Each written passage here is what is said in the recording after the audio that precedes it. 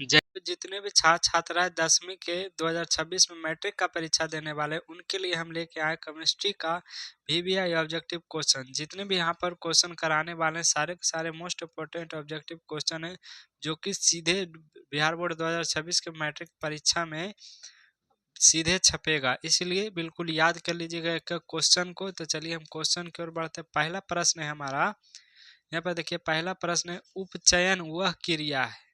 उपचयन में क्या होता है? उपचयन में यहाँ पर उपचयन में ऑक्सीजन का योग होता है और हाइड्रोजन का वियोग होता है और इलेक्ट्रॉन का त्याग होता है, इसलिए इसका सही आंसर हो जाएगा ऑप्शन डी। इनमें से सभी यानी कि सभी का सभी उपचयन अभिक्रिया में वो उपचयन वह अभिक्रिया है जिसमें संयोजन यानी कि ऑक्सीजन का योग होता है, हाइड्रोजन का वियोग होता है, इलेक्ट्रॉन का भी त्याग होता है, इसलिए सही आंसर ऑप्शन डी हो जाएगा। चलिए अगला प्रश्न की ओर बढ़ेंगे। अगला प्रश्न है हमारा, देखिए जब मैग्नीशियम फीते को जलाया जाता है तो उत्पन्न आग की लौ, यानी कि जब मैग्नीशियम फीता को यहाँ पर जलाया जाता है तो उसमें जो लौ निकलती है वो कैसा निकलती है? वो निकलती है यहाँ पर बाबू चमकीला उजला। ऑप्शन सी इसका बिल्कुल करेक्ट आंसर हो जाएगा, बिल्कुल इसको याद कर लीजिएगा। अगले प्रश्न पढ़ेंगे। अगला प्रश्न है हमारा साथियों, श्वसन किस प्रकार की अभिक्रिया है? श्वसन हमारा किस प्रकार की यहाँ पर अभिक्रिया है? तो श्वसन एक हमारा क्या है?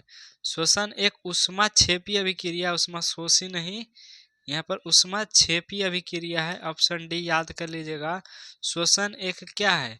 ऊष्माक्षेपी अभिक्रिया है। कौन सा अभिक्रिया है? ऊष्माक्षेपी अभिक्रिया, जिसमें ऊष्मा निकलती है। आप देखेंगे सांस लेते और छोड़ते होंगे तो एक गर्म हवा निकलती है, यानी कि ऊष्मा पैदा होती है, इसलिए ऊष्माक्षेपी अभिक्रिया। ऑप्शन डी बिल्कुल इसका करेक्ट हो जाएगा। अगला प्रश्न हमारा देखिए, अभिक्रिया जिसमें आयनों का आदान प्रदान होता है कहलाती है। यहाँ पर बोला अभिक्रिया कौन सा ऐसा अभिक्रिया जिसमें आयनों का आदान प्रदान होता है? तो वो द्विवीय स्थापन अभिक्रिया है प्यारे भाइयों। कौन सा है? द्विवीय स्थापन अभिक्रिया, जिसमें होता क्या है, ए भी एक पदार्थ है प्लस CD एक पदार्थ है, ये दोनों अभिक्रिया करेगा तो आप जानते होंगे कि इसमें प्लस चार्ज इसमें माइनस चार्ज होता है और इसमें प्लस चार्ज इसमें माइनस चार्ज। इसमें होता क्या है, ये वाला प्लस इस वाले माइनस को लेके चला जाता है, यानी कि AD बन जाता है, और प्लस और ये वाला जो हमारा है ये वाला प्लस इस वाले आयनों का यानी कि माइनस आयनों का ले लेता है AD प्लस CB एक नया, यानी कि यहाँ पर आयनों का आदान प्रदान हुआ है। इसका आयन इसमें चला गया, इसका आयन इसमें चला गया, तो यह अभिक्रिया द्विवीय स्थापन अभिक्रिया यहाँ पर कहलाता है। इसको बिल्कुल याद कर लीजिएगा। आगे बढ़ेंगे। अगला प्रश्न यहाँ पर देखिए 5वां नंबर प्रश्न। 5वां प्रश्न क्या है, वह अभिक्रिया जिसमें उत्पाद बनने के साथ साथ ऊष्मा, उसका नहीं ऊष्मा, यहाँ पर ऊष्मा कर लीजिएगा, ऊष्मा उत्पन्न होती है। क्या हमारा उत्पन्न होती है? ऊष्मा, तो वह कहलाती है वह अभिक्रिया जिसमें उत्पाद बनने के साथ साथ ऊष्मा उत्पन्न होती है। यहाँ पर बोला तो जहां पर भी ऊष्मा उत्पन्न होगी वहां पर क्या आ जाएगा हमारा? ऊष्माक्षेपी अभिक्रिया। ऑप्शन डी बिल्कुल इसका करेक्ट आंसर हो जाएगा। ऑप्शन डी बिल्कुल इसका करेक्ट आंसर हो जाएगा, ऊष्माक्षेपी अभिक्रिया। कौन सा हो जाएगा? ऊष्माक्षेपी अभिक्रिया। आगे बढ़ेंगे। 6ठा नंबर क्वेश्चन देखिए। 6ठा नंबर हमारा क्वेश्चन है, कौन सा पदार्थ लाल लिटमस को नीला कर देता है? यहाँ पर बोला लाल लिटमस को यहाँ पर नीला कर देता है, वो बाबू क्षार होता है। कौन सा होता है? क्षार। क्षार का pH मान 7 से अधिक होता है। pH मान भी याद रखिएगा, 7 से कितना होता है? अधिक होता है।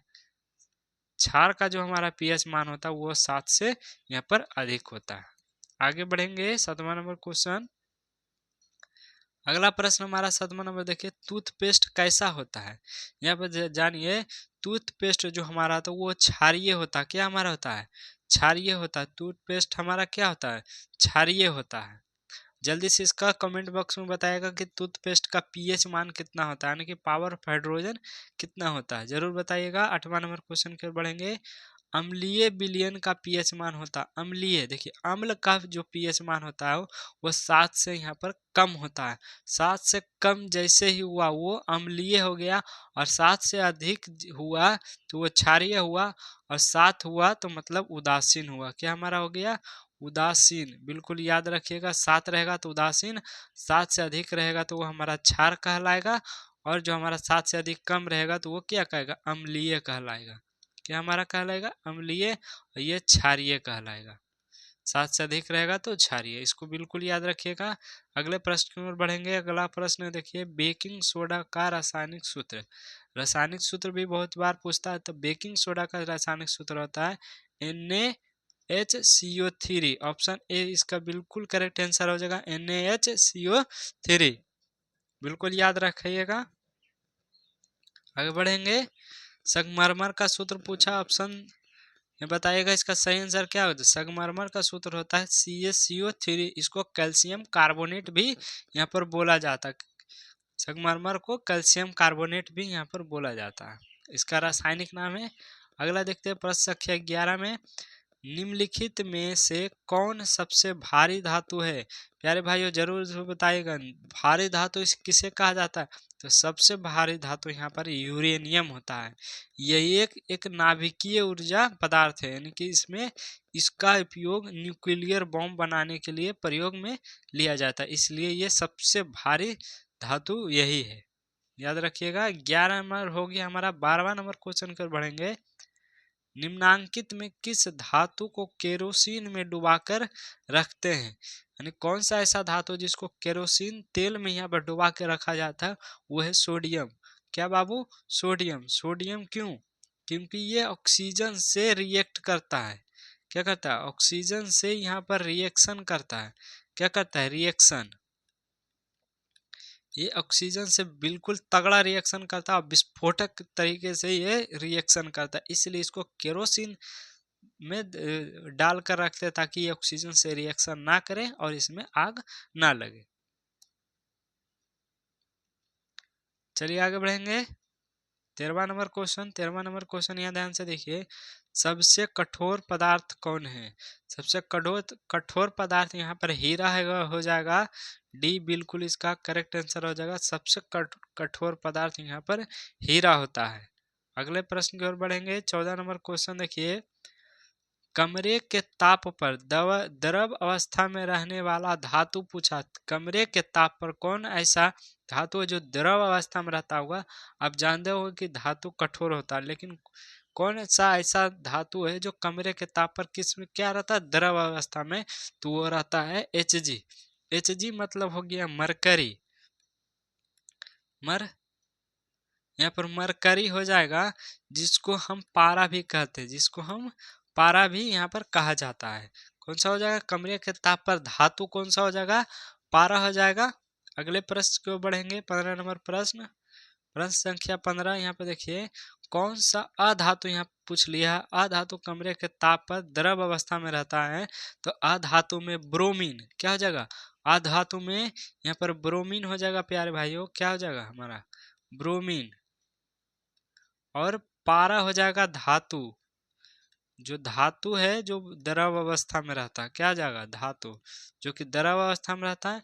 ये अधातु जो कमरे के ताप पर द्रव अवस्था में रहता है। अधातु पूछेगा तो हमारा जो कि अधातु द्रव है वो ब्रोमीन हो जाएगा, और धातु द्रव हो जाएगा पारा, जिसका यूज थर्मामीटर में यहाँ पर किया जाता है।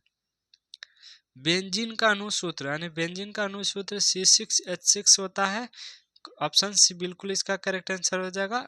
बेंजीन का अणुसूत्र क्या आता है? C6H6। इसको बिल्कुल याद रखिएगा। आगे बढ़ेंगे। 17 नंबर क्वेश्चन देखिए, कौन सा हाइड्रोकार्बन सबसे सरल होता है? सबसे सरल हाइड्रोकार्बन यहाँ पर मीथेन होता है। ऑप्शन ए बिल्कुल इसका करेक्ट आंसर हो जाएगा। ऑप्शन ए बिल्कुल इसका करेक्ट आंसर हो जाएगा। प्रश्न संख्या 18, फ्लोरीन अप्रूप है, यानी फ्लोरीन किसका अप्रूप है? तो कार्बन का अप्रूप है। फ्लोरीन क्या है? एक कार्बन का अप्रूप है, और हीरा और ग्रेफाइट भी। इसको याद रखिएगा। 19 नंबर क्वेश्चन यहाँ ध्यान से देखिए, कार्बन हाइड्रोजन से संयोग यानी संयुक्त करके क्या बनाता है, संयुक्त या संयोग करके कार्बन हाइड्रोजन से मिलकर यहाँ पर हाइड्रोकार्बन बनाते हैं। बहुत बहुत मोस्ट इम्पोर्टेंट यहाँ पर VBI इसको लगा लीजिएगा, ये छपेगा, याद रखिएगा। ये सब क्वेश्चन आने वाले हैं तो इसको बिल्कुल याद कर लीजिएगा। आगे बढ़ेंगे।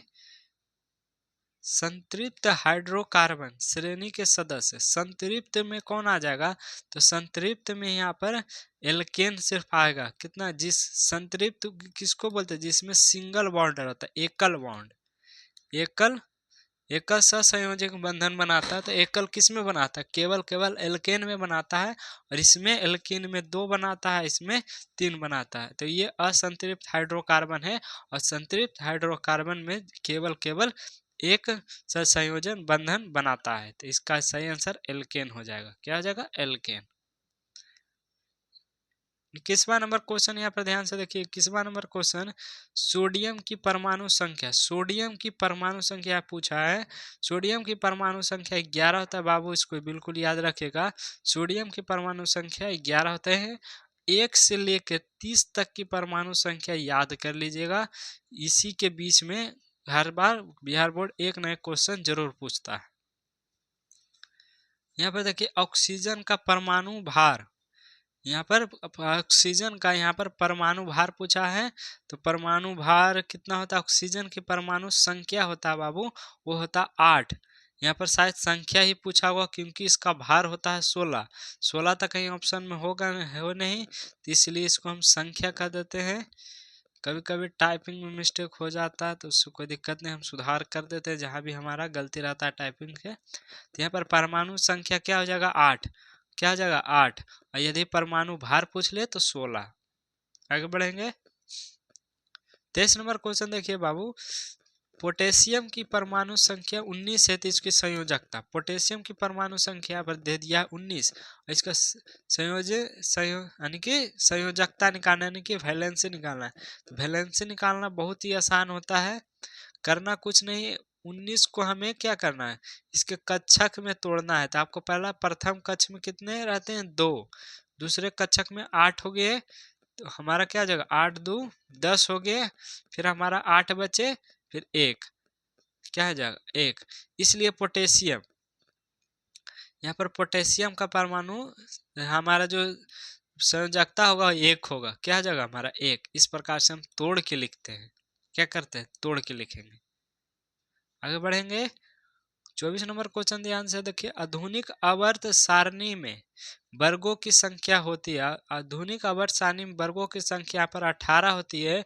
Option B. वही आवर्त पूछ ले बाबू, क्या पूछ ले, आवर्त। हमारे प्यारे साथियों, जब आवर्त पूछ ले तो 7 याद रखिएगा, और जब हमारा वर्ग पूछ ले तो हमारा 18 याद रखिएगा। आगे बढ़ेंगे 25 नंबर क्वेश्चन की ओर। 25 नंबर क्वेश्चन, फ्लोरीन की परमाणु संख्या क्या है। यहाँ पर फ्लोरीन याद रखिए, फिर कल बाहर आए आंटी वाला, यहाँ पर फिर यहाँ पर 9 हो जाएगा। क्या हो जाएगा, 9। फ्लोरीन, फ्लोरीन के परमाणु संख्या 9 हो जाएगा। क्या हो जाएगा हमारा, 9। बोले ना 30 तक जरूर से जरूर याद कर लिए, 30 से ज्यादा अभी तक नहीं पूछा। एक लोहे का पूछ लेता है, एक लोहे का पूछा है जो 30 से ज्यादा है, बाकी तो नहीं पूछा है अभी तक। अगला देखिए 26 नंबर क्वेश्चन यहाँ पे आ रहा भाइयों, मैग्नीशियम की परमाणु संख्या 12 है, तो इसकी संयोजकता क्या होगी। मैग्नीशियम, यहाँ पर देखिए मैग्नीशियम, इसमें मैग्नीशियम हम निकालेंगे तो हमारा क्या हो जाएगा, 12 है तो 2 हो जाएगा, 8 हो जाएगा और 2 हो जाएगा, इसलिए इसका परमाणु संख्या यानी कि संयोजकता 2 हो जाएगा। ये वाला निकालने वाला सिस्टम हमें एक वीडियो में बताएं, उस वीडियो को जाकर जरूर देख लीजिएगा कि संयोजकता हम निकालते कैसे हैं। नहीं तो आप पीरियोडिक टेबल जब आप निकालेगा तो कुछ इस प्रकार से देखेंगे, पहला में ऐसे रहेगा, फिर दूसरा थोड़ा नीचे करके रहेगा, इसमें फिर इतना हो जाएगा, फिर इसी के बराबर से इतना बना रहेगा, आप देखेंगे पीरियोडिक टेबल में, पीरियोडिक टेबल इस। तो ऐसा याद कर लीजिएगा, इसमें इसमें जितने भी यहाँ पर आएंगे वो इसका संयोजकता 1 होगा, इसमें जितने भी आएंगे 2 होगा। क्या हो जाएगा, 2 हो जाएगा। इधर 3 याद रखिएगा, इधर 4 याद रखिएगा, फिर जस्ट उल्टा कर दीजिएगा। तो इसमें देखिए मैग्नीशियम इसी में आता है, बेटा मांगे Mg, Mg इसी में आता है मैग्नीशियम, तो इसमें जो भी आएगा तो हमारा 2 होगा, इस प्रकार से हमारा यहाँ पर 2 हो गया। संयोजकता वाले हम वीडियो जरूर देखिएगा एक बार जाके। 27 नंबर क्वेश्चन की ओर बढ़ेंगे। सिल्वर क्लोराइड का रंग होता है, सिल्वर क्लोराइड का रंग श्वेत होता है, लेकिन यहाँ पर क्वेश्चन बैंक में क्या हमारा पीला दिया हुआ, जो कि बिल्कुल गलत है प्यारे भाइयों। जब भी आप क्वेश्चन बैंक में आंसर कुछ भी देखे तो एक बार अपने बुक से या नोट से जरूर चेक कर लीजिएगा, बिना ऐसा गलती चीज याद रखा। हाँ, हमसे भी अगर कोई गलती हो जाती कुछ ही आंसर में टिक लगाने में तो उसको जरूर कमेंट में बताइएगा, ताकि हम उसमें और सुधार करें। कभी कभी हो जाता है, और जहाँ हमारी गलती होती है हम जरूर कमेंट बॉक्स में लिख देते हैं कि इसका आंसर हमने गलत बता दिया था। तो हो जाती है गलती, ऐसा कोई बात नहीं। बहुत सारा क्वेश्चन, बहुत सारा पढ़ाने में ऐसा गलती हो जाती है, कभी कभी आंसर हम कैलकुलेशन सही निकालते हैं पर वहाँ टिक गलत चीज़ लग जाता है, कभी गुना करने में गलत हो जाता है। तो ये सब 4 चीज़ ही मार्क्स कटता है। ऐसा नहीं, हमारा भी मार्क्स कटा था। मेरा भी बता दे प्यारे भाइयों, मेरा भी 96 नंबर आया था मैथ में। तो कहीं हम कैलकुलेशन में जरूर गलती किए होंगे जहाँ 4 नंबर मेरा कटा होगा। ऐसा बात नहीं है, गलती होती है इंसान से ही, तो गलती हुए तो उसको सुधारें। आगे बढ़ेंगे। 28 नंबर क्वेश्चन देखिए। अम्लीय वर्षा का जल का पीएच मान, अम्लीय वर्षा का जल का पीएच मान यहाँ पर 5.6 से कम होती है। कितनी होती है? 5.6 से यहाँ पर कम हो जाती है। क्या हो जाती है? कम, क्योंकि ये अम्लीय है, 7 तो होगा नहीं। जस्ता, 29 नंबर क्वेश्चन देखिए। जस्ता का अयस्क, जस्ता कहने का अर्थ यहाँ पर जिंक से होता है, जिंक। तो जिंक का अयस्क कौन है? जिंक ब्लेड, नाम में छुपा है जिंक ब्लेड। ऑप्शन बी इसका बिल्कुल करेक्ट आंसर हो जाएगा। लास्ट क्वेश्चन हमारा 30 नंबर क्वेश्चन देखिए। निम्न में कौन कमरे के ताप पर द्रव में रहता है? तो द्रव में रहता है प्यारे भाइयों, वो रहता है इथेनॉल। क्या कौन सा रहता है? इथेनॉल। और एक और मोस्ट इंपोर्टेंट ऑब्जेक्टिव है, इसको इथाइन को याद रखिएगा, इसका प्रयोग वेल्डिंग में किया जाता है। अब देखोगे लोहे वाला का वेल्डिंग किया जाता है, वेल्डिंग में इसका प्रयोग किया जाता है। इथाइन का प्रयोग किस में किया जाता है? वेल्डिंग करने में। बिल्कुल याद रखिएगा, इसका प्रयोग वेल्डिंग करने में किया जाता है। इस प्रकार से हमने केमिस्ट्री का मोस्ट इंपोर्टेंट ऑब्जेक्टिव क्वेश्चन यहाँ पर कवर कर चुके हैं। तो अगली वीडियो में हम बायोलॉजी का लेके आएंगे। बायोलॉजी का हम पढ़ेंगे, तो बायोलॉजी वाला वीडियो जरूर देखिएगा। हम थोड़ा थोड़ा ही करके आपको बहुत सारा ऑब्जेक्टिव अभी तक याद करवा चुके हैं। याद कीजिए, हम फिजिक्स का 30 क्वेश्चन करवाए थे, आज केमिस्ट्री का करवा चुके हैं 30 क्वेश्चन, कल बायोलॉजी का कराएंगे। यानी कि सोचिए 30 दिया, यहाँ पर 90 क्वेश्चन साइंस का हो चुका है, हमारे साइंस का हो चुका। और एक वीडियो में हम केवल 30 और 50, सभी में क्वेश्चन अलग अलग होते बाबू, समझ लीजिए, सभी में क्वेश्चन अलग अलग होते हैं। एक बार साइंस का कराए थे, फिर 50 कराए थे, और एक वीडियो आएगा जिसमें हम 80 क्वेश्चन कराएंगे। वो बिल्कुल जब बोर्ड से नज़दीक रहेगा उसको हम तब ये 80 क्वेश्चन करवाएंगे, और एक बार फिर हम 100 क्वेश्चन करवाएंगे, जिससे क्या होगा? रिवीजन होता चलेगा। रिवीजन जब आपको होता चलेगा तो बिल्कुल याद रहेगा आपको। ये सब में सारा में अलग अलग क्वेश्चन था। लगभग हम अभी तक टोटल 90, यहाँ पर हो जाएगा 30, 120 और 150, टोटल हम यहाँ पर 300 क्वेश्चन करवाएंगे प्यारे भाइयों। 300 क्वेश्चन में आपका 200 क्वेश्चन ही आएगा बीच में। ऐसा नहीं कि पूरा आ जाएगा, बिल्कुल ऐसा नहीं है, उसी पर आधारित रहेगा। तो वीडियो को देखने के लिए बहुत बहुत धन्यवाद। अगले वीडियो को जरूर देखिएगा और दोस्तों के साथ जरूर शेयर कर दिएगा। थोड़ा भी वीडियो हेल्पफुल लग रहा है तो वीडियो को लाइक करके चैनल को जरूर सब्सक्राइब कर लीजिएगा। चलिए मिलते हैं नेक्स्ट वीडियो में। जय हिंद।